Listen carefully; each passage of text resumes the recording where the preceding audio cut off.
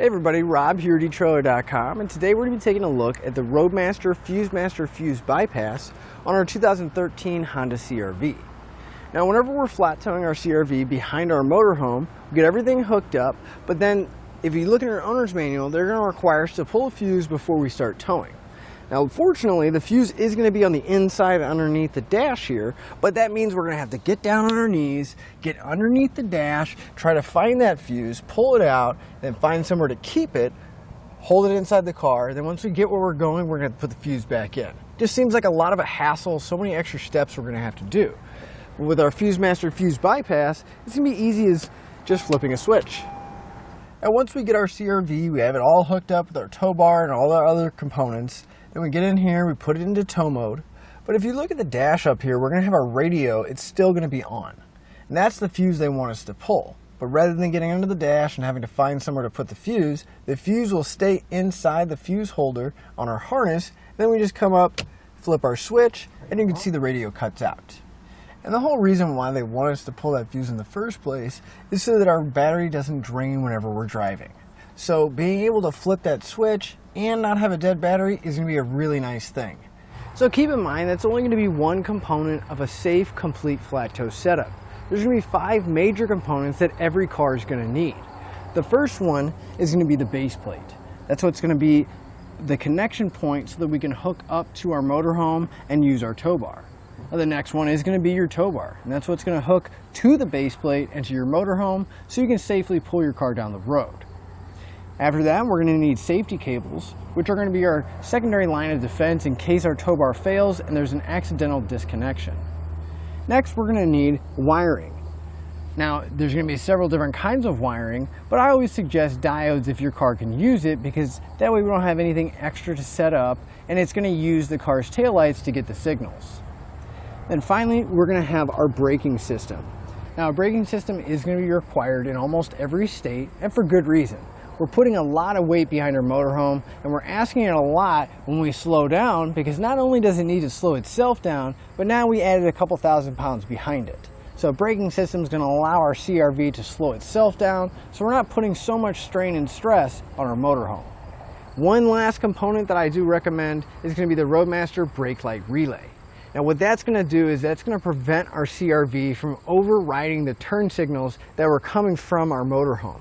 If we're going down the road, we're going down the highway, we want to change lanes, but at the same time we may need to slow down a little bit. If we hit our brakes in our motorhome and have a supplemental braking system on our CRV, that brake signal is going to cut our blinker out and it'll go solid in the back, which means it's going to be really unsafe driving around.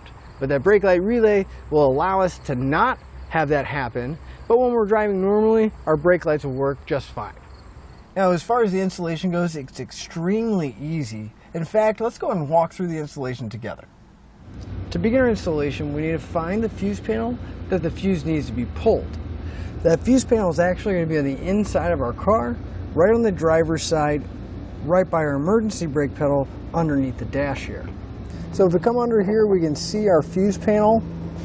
Now, the fuse that we're going to be working with is going to be at the very end towards the outside, that last 7.5 amp fuse.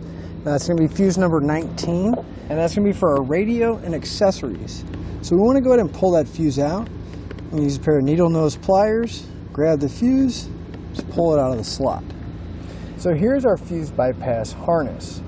Now you can see, again, this is going to be a different style fuse. The one we pulled out is not going to work inside of there. So we went ahead and picked up a 7.5 amp mini fuse, and that will fit into our fuse bypass. You can see it fits in nicely. For now, we're going to leave it out though, and we'll come to the switch end. There are 2 terminals on there. Let me just pull the wires off the terminals. It's a little bit of a tight fit. We'll pull those off. You want to set the switch aside for now so we don't lose it.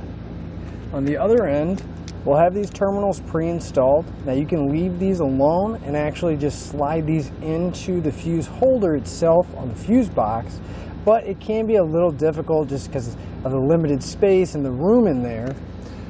So Roadmaster does give us a fuse adapter. This will fit right in where our fuse goes, and then we can actually connect our terminals directly to that. It just makes it a lot easier and gives us more room. So what I'm going to do is I'm going to go ahead and cut off the terminals off each end. I'm going to strip back the end of my wire.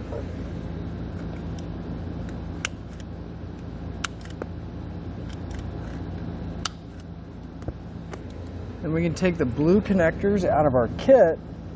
I'm going to slide it over each one of our wires and we'll just crimp it in place.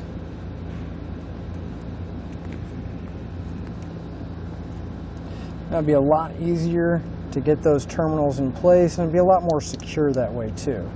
Just slide right over the large pegs. And that'd be a lot easier to get this into that fuse panel. So what we're going to do, make sure that it's still pointing down for now, but we'll take the end and we're going to plug this in right where we pulled that fuse out. Just push it right in where the fuse went, and you can see it's not going to come out. It's making a solid connection in there. Now we can get ready to mount up our switch. The only limitations we have is we want to make sure that our switch is going to be reachable with the wires here. So just about anywhere here on the left-hand side of the steering wheel will be a good spot to mount it. In fact, we actually have a couple factory knockouts, little plugs that aren't being used at all, so we can mount our switch right here. Now it is a good idea to double check that there's nothing back there, because we don't want to start drilling and cause any damage. So you can actually just reach your hand up and you can feel behind here, and actually you might even be able to push that cap out. But if not, that's all right. You can verify that there's nothing back there. Then you're going to want to grab a 3/4 inch hole saw or a 3/4 inch drill bit. Try to get as centered as you can.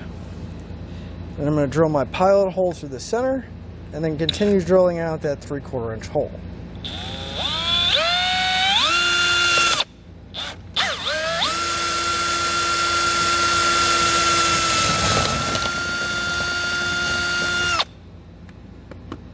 Come back and clean any of the excess plastic off and verify that our switch does fit inside that hole. So we'll grab our switch. I'm going to remove the plastic nut from the back.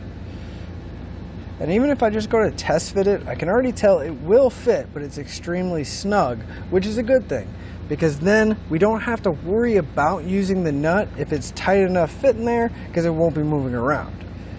Before we put our switch in, we want to grab our wires as well as our 7.5 amp fuse, close that cover up, and then I'm going to feed my wires up until I can get them to come out of that hole, and I'll attach them before I put my switch in place. Now once you have your wires going through the hole, you just want to reattach them to your switch. Just make sure they go back into place. And we'll take our switch. You just want to press it in to that hole, make sure it's nice and flush against the dash. And again, it is a pretty snug fit, so you might have to work at it, twist it in there, but as you can see, it's slowly working its way in and it will sit flush. I just don't want to push too hard and crack this piece. And once you have your switch pushed all the way in, then we can test it, make sure everything's working properly. Now, whenever we do get ready to flat tow our CRV, it's going to tell us a certain sequence that we have to put it in. And that's fine, but at the end there, they're going to have us leave our key in the first on position. Not actually running and not with the accessories on. So our dash lights should be out, but if you look at the radio, you can see that we still have the clock and a couple of other things on the radio. Well, that can drain the battery. And instead of having to reach underneath and pull that fuse out every time, we can just flip a switch and we can watch the radio go out. Then whenever we want to drive it again, instead of having to pull that fuse out and put it back in, we can just reach over again, flip a switch, and our radio light should come back on. Now the final step is going to be optional, but this is just in case anybody else drives our car and they don't know that we have that fuse bypass in place. They're going to provide us with a drive and a tow sticker, so I know that up is in drive mode. So I'm going to put my sticker in the position that I want my switch when I'm driving, and then I'll put the tow sticker in the position I want the switch when I'm towing it.